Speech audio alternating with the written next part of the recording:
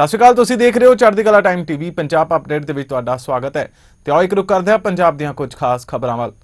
ਪੰਜਾਬ ਦੇ ਵਿੱਚ ਨਸ਼ਿਆਂ ਦੇ ਖਿਲਾਫ ਜੰਗ ਨੂੰ ਹੋਰ ਤੇਜ਼ ਕਰਦਿਆਂ ਮੁੱਖ ਮੰਤਰੀ ਭਗਵੰਤ ਸਿੰਘ ਮਾਨ ਅਤੇ ਆਮ ਆਦਮੀ ਪਾਰਟੀ ਦੇ ਕੌਮੀ ਕਨਵੀਨਰ ਅਰਵਿੰਦ ਕੇਜਰੀਵਾਲ ਵੱਲੋਂ ਲਵਲੀ ਪ੍ਰੋਫੈਸ਼ਨਲ ਯੂਨੀਵਰਸਿਟੀ ਵਿਖੇ ਯੁੱਧ ਨਸ਼ਿਆਂ ਵਿਰੁੱਧ ਮੁਹਿੰਮ ਦੇ ਦੂਜੇ ਪੜਾਅ ਦੀ ਸ਼ੁਰੂਆਤ ਕੀਤੀ ਗਈ। ਇਸ ਸਮਾਗਮ ਦੇ ਵਿੱਚ ਵੱਡੀ ਗਿਣਤੀ 'ਚ ਵਿਦਿਆਰਥੀ, ਸਿੱਖਿਆਰਥੀ ਅਤੇ ਸਥਾਨਕ ਲੋਕ ਮੌਜੂਦ ਸਨ। इस दौरान इकट्ठ नूं संबोधन करदिआं अरविंद केजरीवाल ने कहा कि नशियां दे खिलाफ पंजाब दे विच जिस पद्धर दी मुहिम शुरू की गई है अजिही किसी होर राज दे विच अजे तक नहीं हुई। उन्होंने कहा कि पहलां सरकारां सिर्फ दावे ही करदियां रहियां पर जमीनी पद्धर ते कोई बदलाव दिखाई नहीं दिता।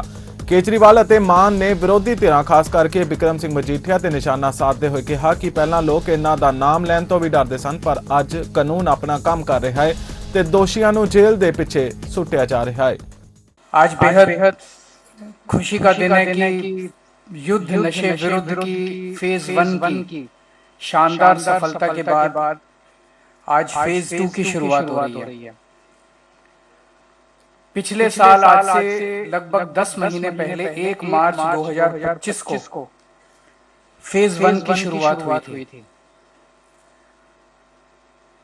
जिस साफ नियत, मेहनत और शानदारी तरीके से फेज 1 को किया गया, लागू किया गया, इस तरह से नशे के खिलाफ युद्ध पंजाब तो क्या पूरे देश में किसी भी राज्य में नशे के विरुद्ध युद्ध कभी नहीं किया गया। जितने हौसले के साथ हम लोगों ने नशे के खिलाफ कार्रवाई शुरू की, बहुत लोगों ने हमें कहा ये बड़े खतरनाक लोग हैं नशा बेचने वाले, ये बड़े बड़े गैंगस्टर हैं, नशा बेचने वाले तस्कर बहुत बड़े बदमाश हैं, गुंडे हैं, आपको आपके परिवार को ये कर देंगे वो कर देंगे। हमने कहा नहीं, हम जनता से वादा करके आए हैं पंजाब को नशा मुक्त करेंगे, हमारे बच्चों को अच्छी भविष्य देंगे। और पिछले 1 साल के अंदर 10 महीने के अंदर 28,000 केस दायर किए गए नशा तस्करों के खिलाफ। इतने बड़े स्तर के ऊपर पूरे देश में आजादी के बाद से 75 साल में किसी राज्य के अंदर इतने केस नहीं दायर किए गए। 28,000 केस, और ये फर्जी केस नहीं है। जब अदालत में ये केस गए, जब अदालत में एफआईआर गई तो इनमें से 88% केस में आदमी को जेल हो गई, केस सफल हुए। नहीं तो फर्जी केस होते हैं ना, फर्जी केस कर देते हैं दिखाने के लिए, ऊपर से सरकार कहती है केस करो, वो फर्जी केस कर देते, सारे छूट नहीं रहे। जिनको पुलिस पकड़ रही है वो जेल जा रहे हैं, उनको मुकदमे में उनको सजा हो रही है। 100 केस अगर पकड़े तो उसमें से 88 केस में जेल हुई कोर्ट के अंदर। 28,000 केसेस में से जितने केस अभी तक कोर्ट में गए हैं उसमें से 88% केसेस में जेल हुई है। लगभग 42,000 स्मगलर्स को पकड़ा गया।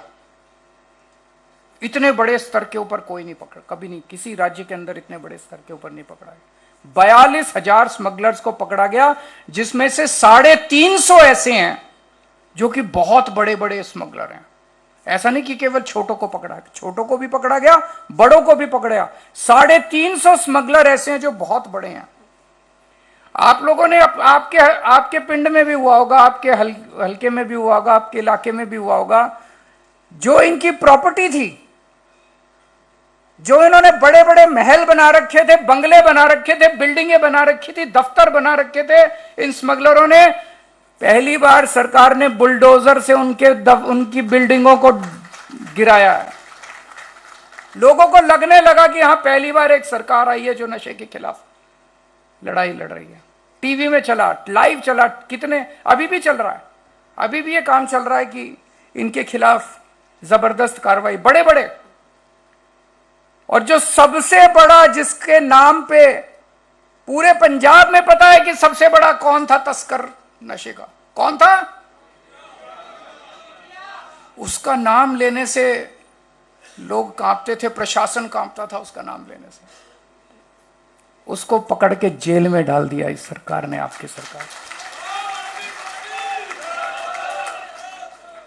किसी की हिम्मत नहीं थी उसका नाम लेने की, किसी की हिम्मत नहीं थी। जेल जाना तो बहुत दूर की बात, डरते थे, पुलिस डरती थी, प्रशासन डरता था, बड़े बड़े नेता डरते थे। ये तो आम आदमी पार्टी की सरकार है जिसकी हिम्मत थी, जिसने हिम्मत करके उसको जेल में डाल दिया। इससे लोगों का हौसला बढ़ा और लोग सामने आने लगे। ਪੰਜਾਬ ਅਪਡੇਟ ਦੇ ਵਿੱਚ ਫਿਲਹਾਲ ਇੰਨਾ ਹੀ। ਹੋਰ ਖਬਰਾਂ ਨੇ ਤੁਸੀਂ ਵੇਖਦੇ ਰਹੋ ਚੜ੍ਹਦੀ ਕਲਾ ਟਾਈਮ ਟੀਵੀ। ਫਿਲਹਾਲ ਮੈਨੂੰ ਦਿਓ ਇਜਾਜ਼ਤ। ਧੰਨਵਾਦ।